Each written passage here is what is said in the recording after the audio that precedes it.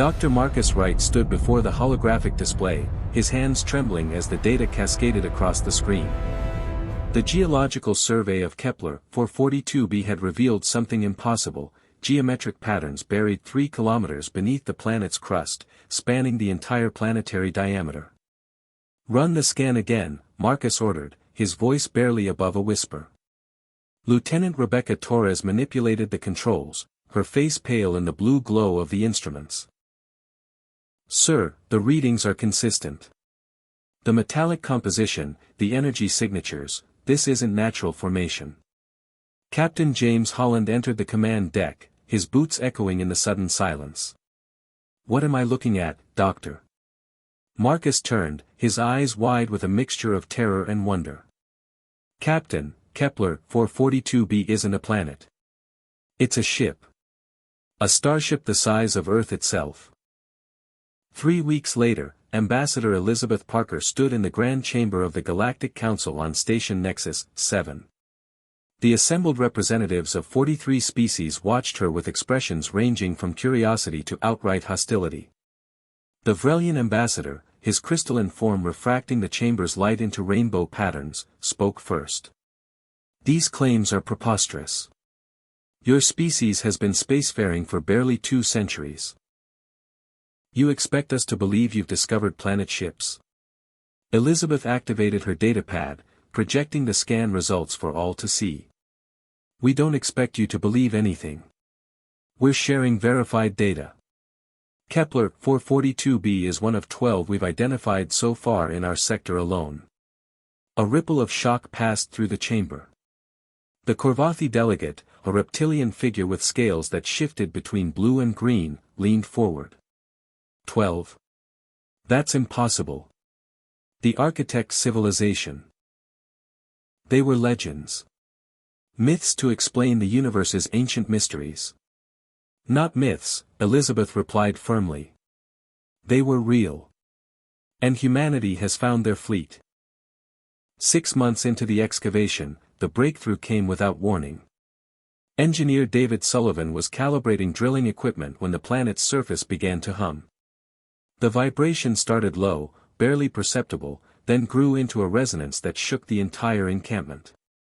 "Everyone, evacuate to the shuttles." David shouted into his comm unit, but his words were drowned out by a sound like thunder breaking across an endless sky. The ground split open, not with violence but with precision. Massive hangar doors, each one the size of a continent, slid apart with mechanical grace that defied their billion-year slumber. Atmospheric processors roared to life, converting the planet's toxic air into breathable atmosphere within minutes. From orbit, Marcus watched through the observation window of the research vessel Endeavour. The planet was transforming before his eyes. Lights, millions of them, illuminated across the surface in geometric patterns that spelled out mathematical formulae and star charts. "My God," whispered Rebecca beside him. "It's powering up." The ship's AI, affectionately named Artemis by the crew, chimed in with an urgent alert.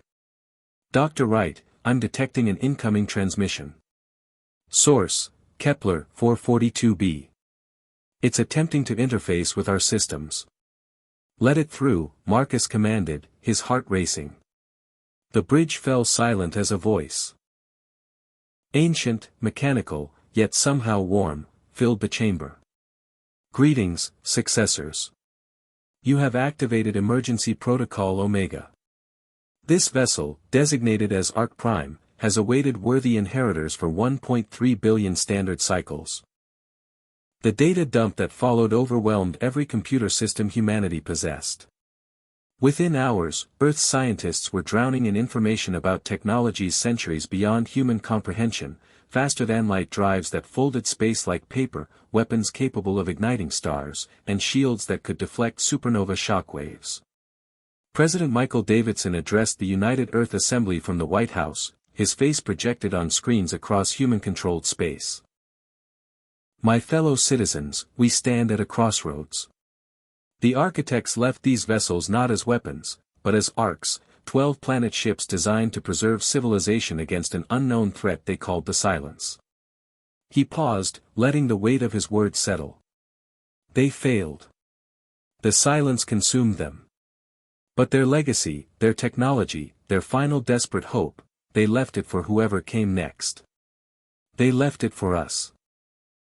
The revelation changed everything. Within a year, human engineers, working alongside the Ark Prime's automated systems, had learned to operate the basic functions of the massive vessel.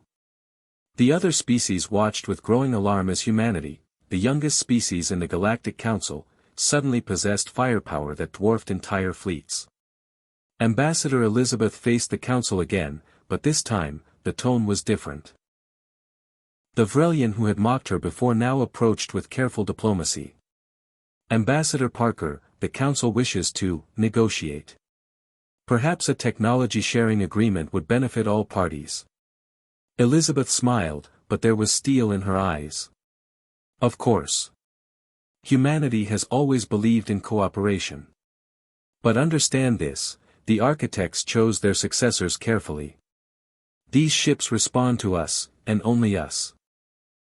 We will share what we can, but we will also remember who stood with us and who doubted. She gestured to the viewport, where Ark Prime hung in space, its continental plates now revealed as armor plating, its oceans as coolant reservoirs for weapons systems beyond imagination. 11 more planet ships were en route, answering humanity's call. The architects built these vessels to fight the silence, Elizabeth continued. We don't know if that threat still exists. But if it does, humanity won't face it alone. We extend our hand to all who will take it.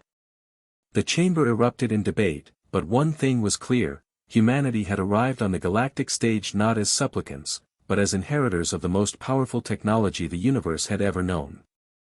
And in the depths of space, in the dark between galaxies, something ancient stirred. The silence had noticed the awakening. And it was coming.